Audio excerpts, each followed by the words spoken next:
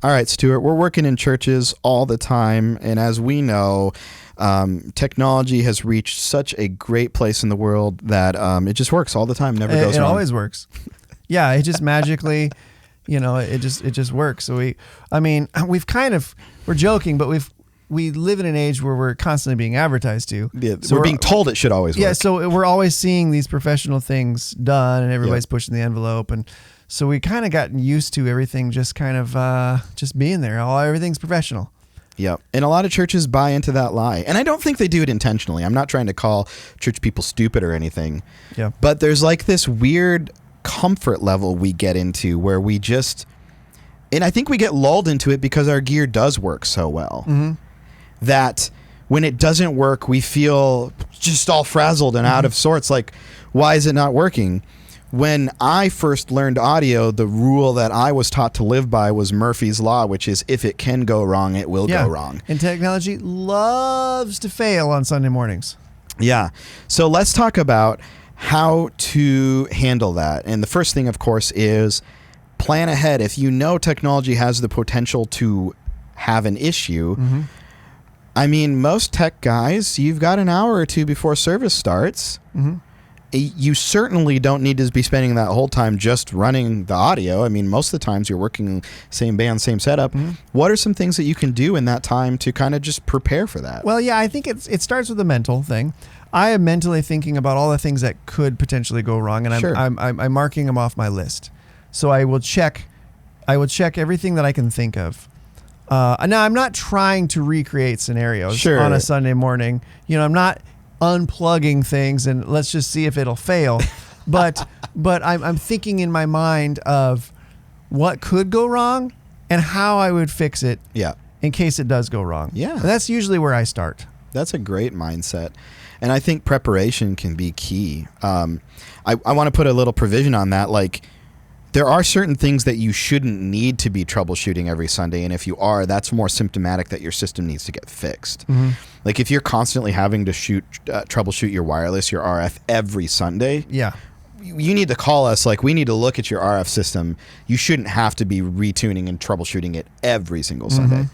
But there are certain things like you can go, like just having the forethought to think about batteries. I need to change all the batteries in my wireless gear. Yep.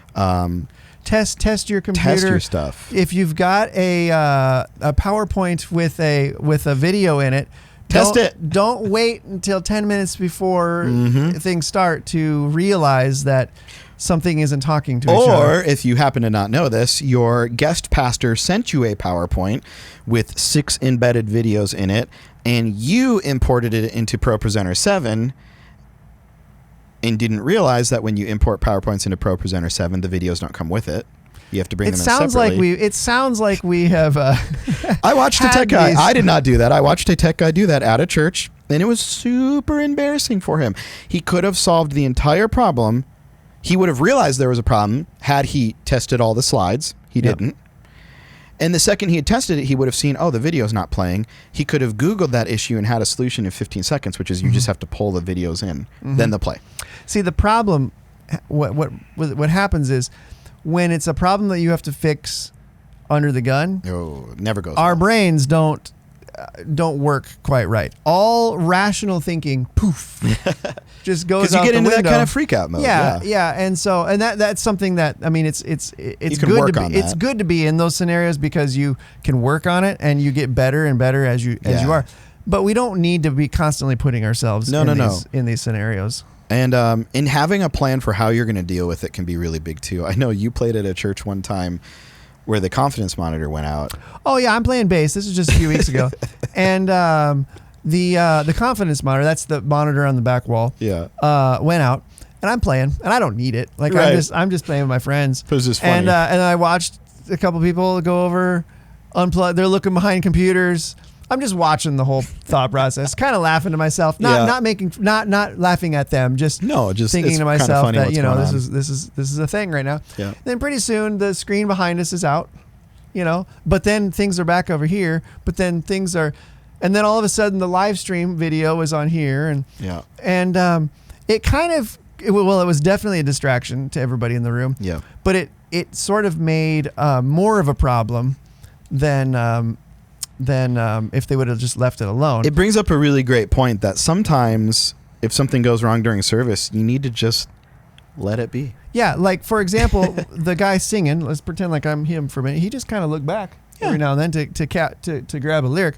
It just kind of looked like he was looking at the rest of us because we were all just playing. So the audience would have never known. It's kind of like when you make it would have been less distracting to not try to fix it. It's kind of like when you play a wrong note. If you don't go like, oh no, whatever, nobody ever really notices. Yeah. It's amazing how little people pick up on things unless you make it a thing. Or like you have a wireless. This happens a lot. You have a wireless mic go out. I teach my pastors, if your wireless mic ever goes out, there's a mic right there on the lead vocals. You just walk over to it casually, grab it. It's wired, fine. Start talking to it. I'll have it ready. Mm-hmm. But it's the forethought to talk with your pastor about that. Hey, pastor, here's what I want you to do if your mic ever goes out. Because what you don't want them to do is, oh man, what are we doing now? Let's all look at the sound guy. Or sound guy, can you fix, embarrass, and it's nothing they did. It could have just been a total fluke. Yeah. If you had a plan in place, though, we used to do this with a lot of our pastors. Hey, pastor, just so you know, your backup mic is that one. Mm-hmm. If this mic ever goes down, just walk over, grab it. I'll have it ready for you. Yep. We've agreed on it, so I don't have to scramble through which mic did he grab. Mm-hmm. But a lot of that preparation and just thinking through what could go wrong can really save you a lot of pressure in the long run.